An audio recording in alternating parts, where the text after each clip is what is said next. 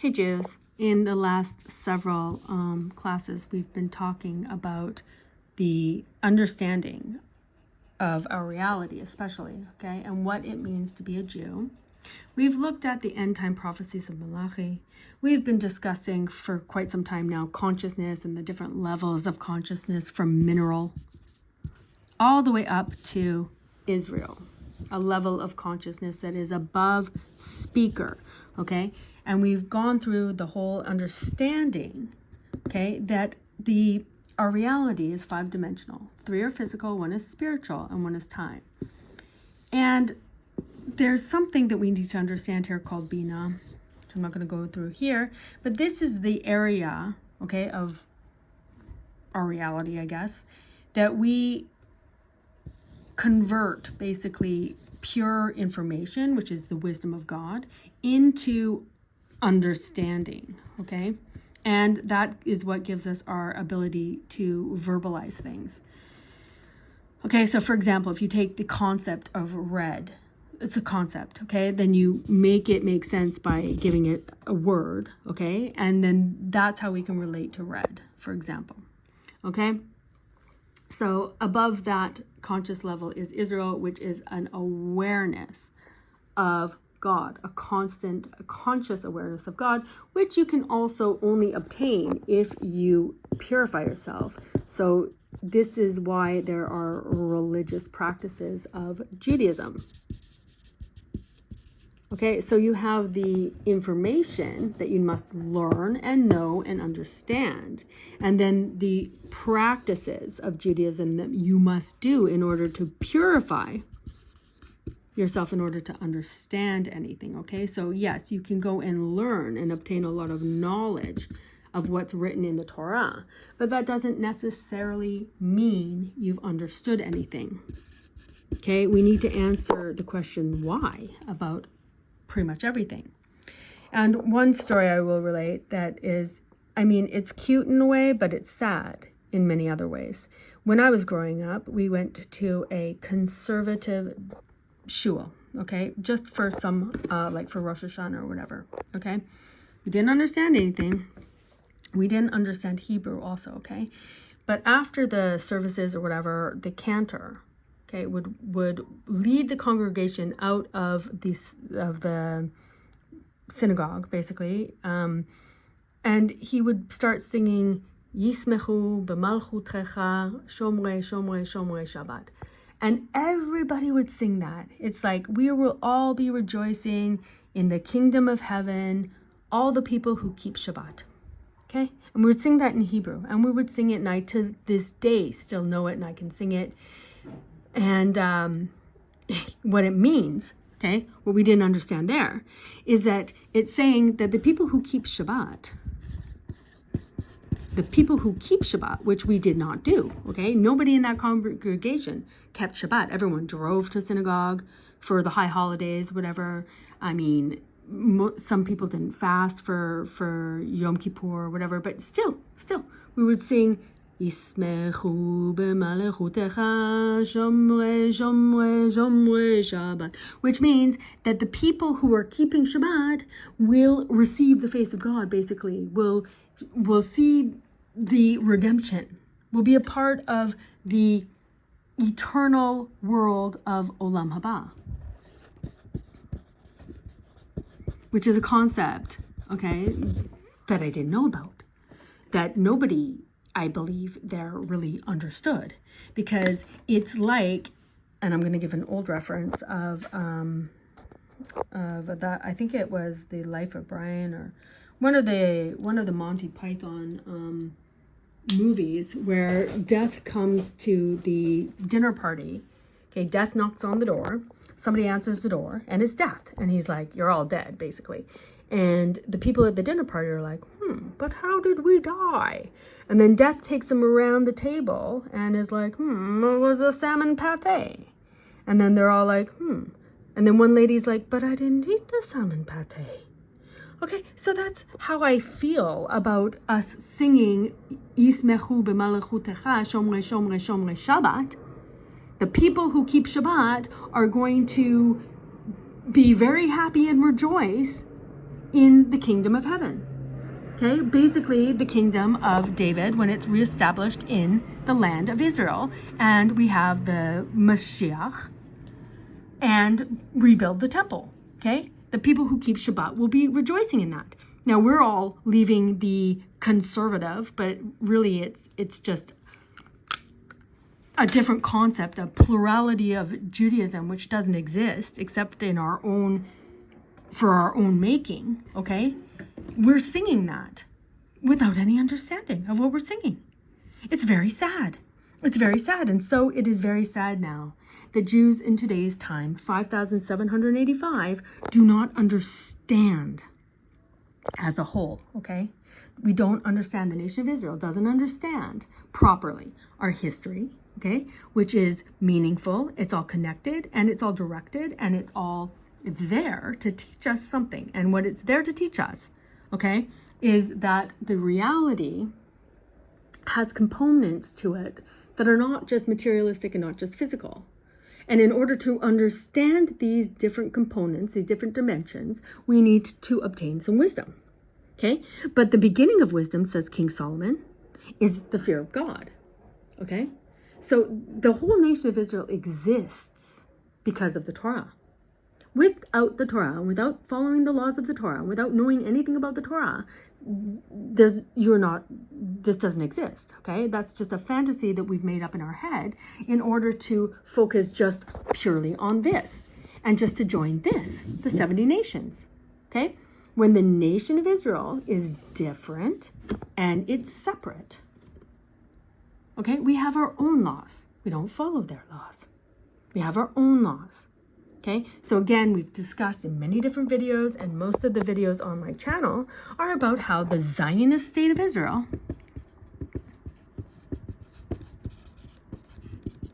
has anti-Torah laws, and that it's just a complete lack of understanding, okay, that would prompt a Jew to say that this is the only Jewish country, okay, and that we are not safe as Jews. Okay, if you look at Amsterdam after the anti-Semitic incidents that happened in Amsterdam following a football game or whatever, a soccer game, that many Jews, even religious Jews, went to social media stating that if the Zionist state of Israel didn't exist, then what happened there in Amsterdam would have been like the Holocaust. But the difference between now and 1930s and 40s, okay, the difference is that now we have the state of Israel and therefore we're safe. This is like singing Shomrei Shabbat, that the people who keep Shabbat will rejoice in the redemption when you don't yourself keep Shabbat, okay? So you're literally saying you're not going to rejoice, and you're singing about it, and you're happy, and you feel good because you're a Jew and you went to synagogue or shul, and for the high holidays, okay, so you took time out of your very busy day in which you act and live entirely like a goy, okay, not like a Jew. You act and you follow all the laws of whatever country you live in, including the Zionist state of Israel, which doesn't have Torah laws, okay? And you're singing about that and you're happy.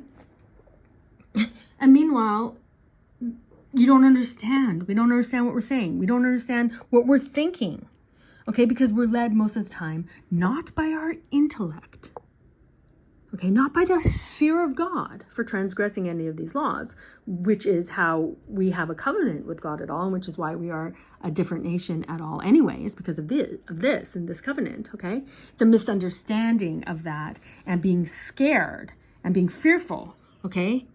Because of our history, which we don't quite understand. So what I'm saying is that we must understand. We must obtain an understanding for ourselves. Okay, not everybody that wears a kippah and grows a beard has any understanding. Okay, so we can't just blindly follow people when things in our reality get a little bit confusing. Okay, we need also to take the personal responsibility, okay, as this creation called speaker, which is a human being, to elevate our consciousness, okay? And I went through different videos on consciousness, so I'm not going to go up again on it, but to go towards a higher level of understanding. And again, the only way that we can understand reality is by obtaining the wisdom of the creator of the reality and trying to understand that. And that is what the nation of Israel is, the mission, okay? The mission of the nation of Israel is to preserve and transmit this truth, this objective truth that is in the Torah, because it's also the history. It's also the objective history. It's also the future. It also tells us what the future is. Okay, and when also, okay? So again, the time dimension of our reality. So I was looking at Ezra, the book of Ezra, and Nehemiah, the prophecy of Nehemiah, recently. And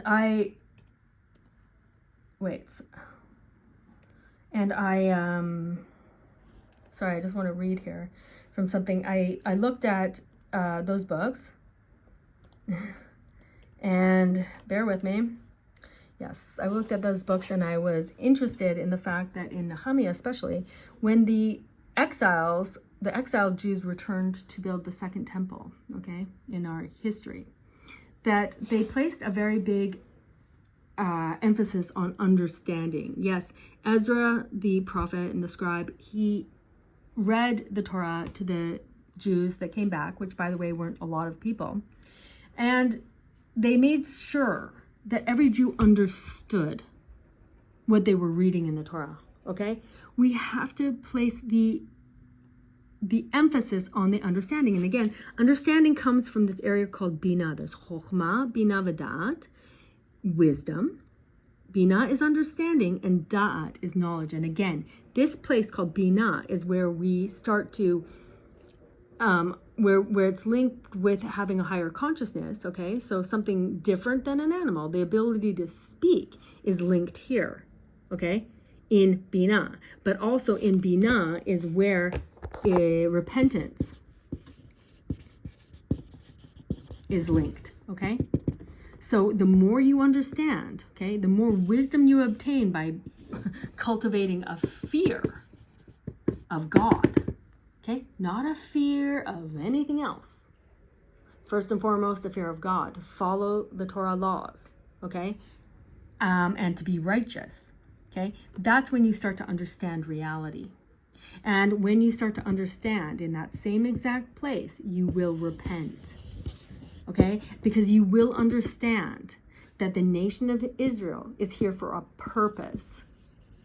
You have a purpose as a Jew, and that's what, again, we've been exploring since October 7th, and the rise in anti-Semitism, is like, what's the deal with the Jews?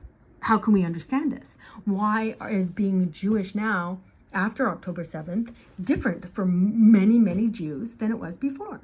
Because we have to understand that, and hopefully that understanding, okay, is making sense to you with the wisdom of the Torah, which is unchanging, has never changed.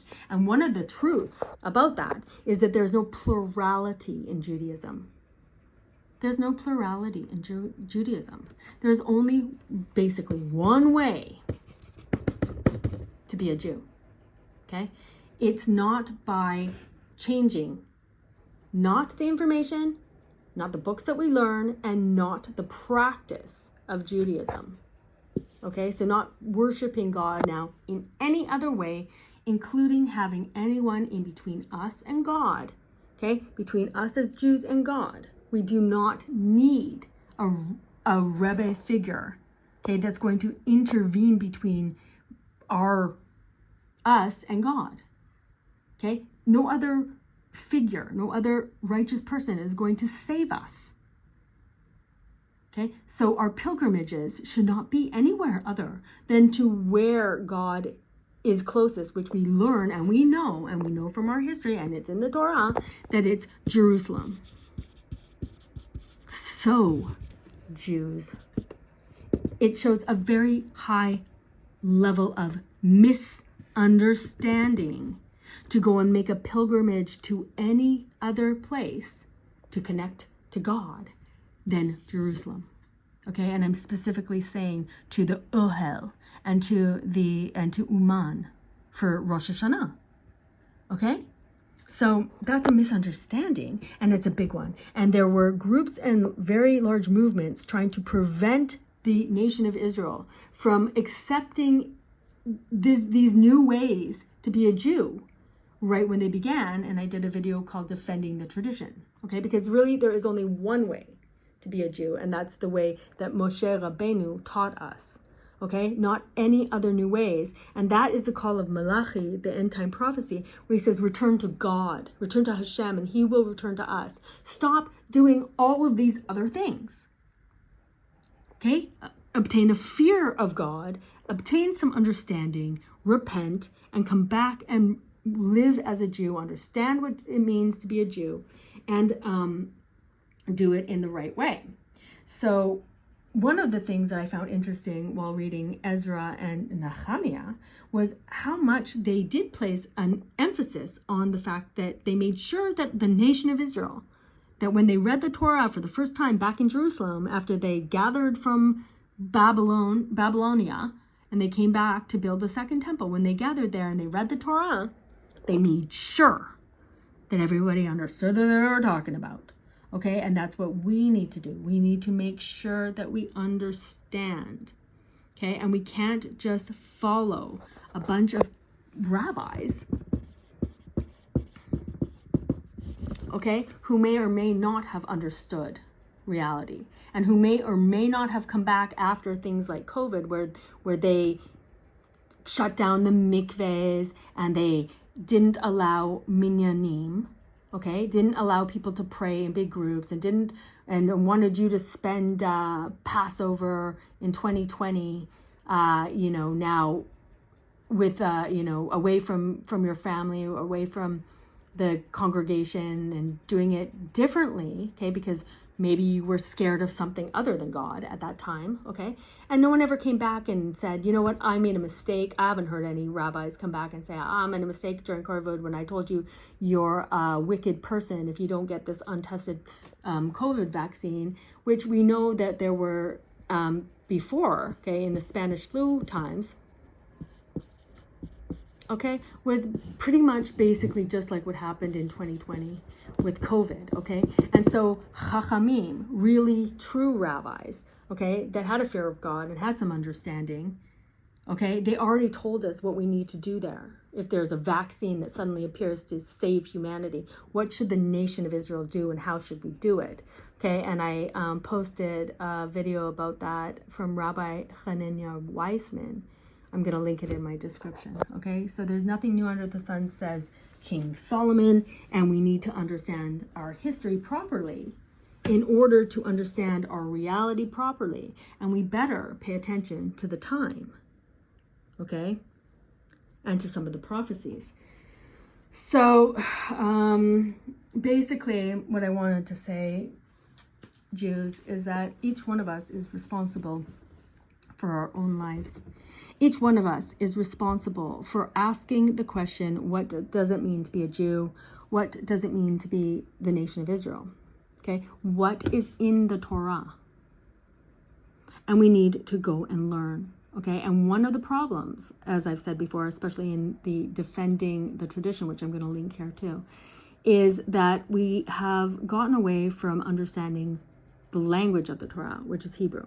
Okay, which is also another issue that they dealt with in the book of Ezra and Nehemiah. And so they translated it into Aramaic, which is what most people at that time understood. Okay, just again, to make sure you understand. So for us, Rabbi Yaakov Kuli, he made Me'am Loez, which is a compilation of all of the information we need to learn Torah in order to understand. So I highly recommend that every Jew start learning the Torah with the help of Me'am Loez.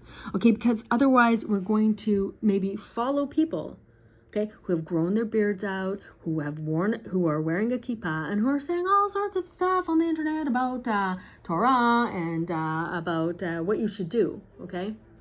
But But it does not necessarily mean that they have obtained any understanding, because that is subjective, okay? So there is the information, the wisdom of God, okay? And we're told in Pirkei Avot, and I'm sorry, I don't remember which one, but that Moshe Rabbeinu, okay, he received the information from God, who transmitted the information, meaning he was able to understand the wisdom.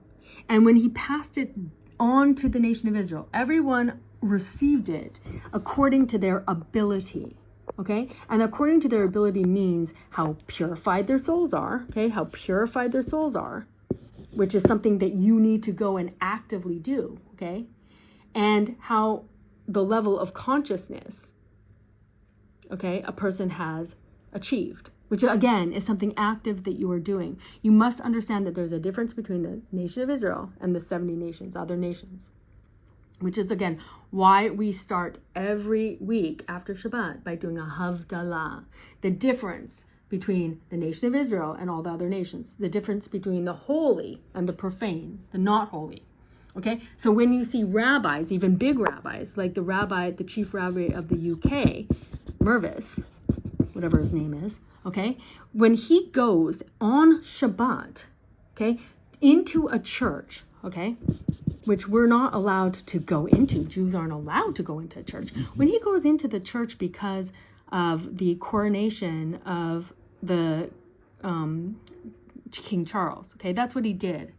I think it was whenever the coronation of King Charles happened, okay, he desecrated the Shabbat, okay, he went into a church and he participated in that ceremony, and then he makes all sorts of excuses about how whatever reason he did that, okay, and no one's calling out these fake rabbis.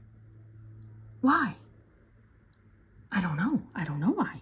No one's calling out all the fake rabbis that called for the COVID vaccine and then haven't explained themselves since, okay, who shut down all of the mikvehs and the minyanim and all those things, okay? Just because you call yourself a rabbi and maybe you have a high posting, okay? You're the head rabbi of the UK. Well, now let's look what's happening in the UK, okay? Because everything that we do as Jews in our reality has an effect on the story, okay?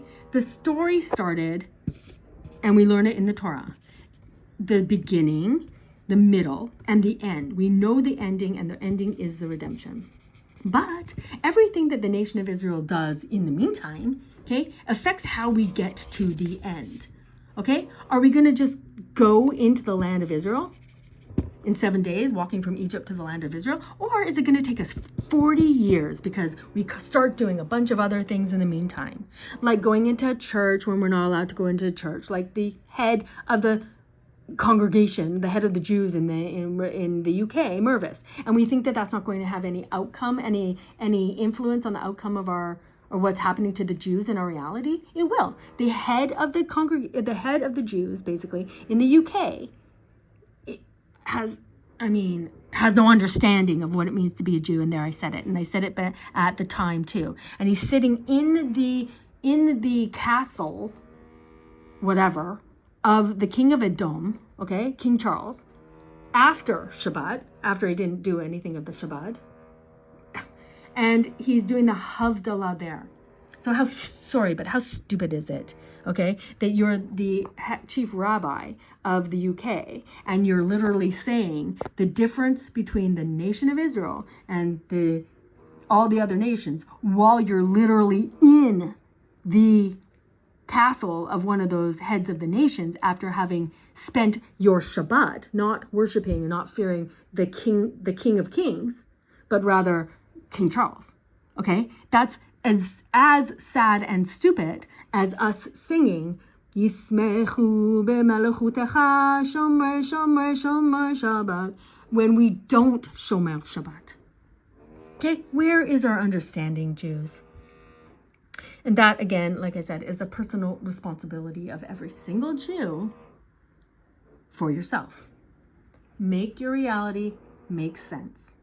Okay, understand reality and don't have cognitive dissonance where you're saying everything's fine, everything's fine. So we just saw an alarming amount of anti-Semitism after October 7th, okay, which we still have hostages with no proof of life. What about those babies, okay? The whole world loves the children so much. We're so concerned about the children in Gaza. We're not concerned about the children anywhere. Not in Haiti, not in America, not anywhere. Okay? We're so concerned, but yet there's tiny little babies who are being held hostage by a terrorist group. Okay, but no, we're not going to go check on them. We're not even going to ask about them. We're so concerned about women and sexual violence against women. Look what happened in France with that lady, Pinot, or whatever her name is. Sorry, I don't remember her name. Charlotte Pinot or something.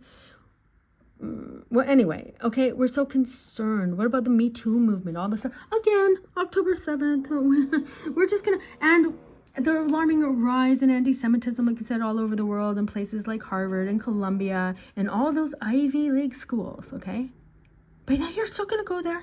But you're going to fight for your right to be there. Are you understanding reality properly, Jew? Are you understanding the history of the nation of Israel properly, do you think, Jew? And that's your responsibility, okay? So again, make it easy on yourself. Go and learn from Ma'am Loaz. Get the books, okay? Try to understand. Engage with Torah on a daily basis, okay? And I'm not saying that your rabbi in your Orthodox shul is not understanding anything, but I'm just saying he may or may not. He, by the way, not she. He may or may not. So yes, go and learn. Go and be a part of an Orthodox community and not a cult like Chabad.